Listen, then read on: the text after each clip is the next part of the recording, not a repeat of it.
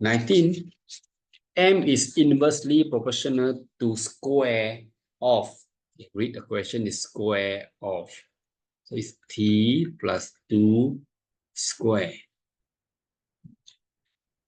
So M is proportional to K over inverse. Okay. So it's K over t+2 square. So first you need to find what is a K. Okay, what is a K?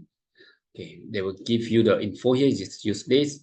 So M is 0.64 equal to K over T is 3+2 square.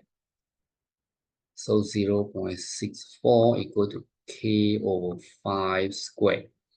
K equal to 0.64, you time 25. 5 square is 25. So your K should equal to 16. Okay, this will be the first step. You always need to find the K for either inverse or direct for the proportional question. So now we have equation. We have M equal to 16 over t+2 square. Now you can answer the question. The question asks for M.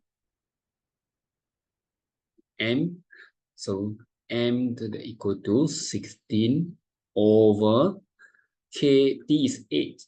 8 plus 2 square. So equal to 16 over 10 square. Equal to 0.16.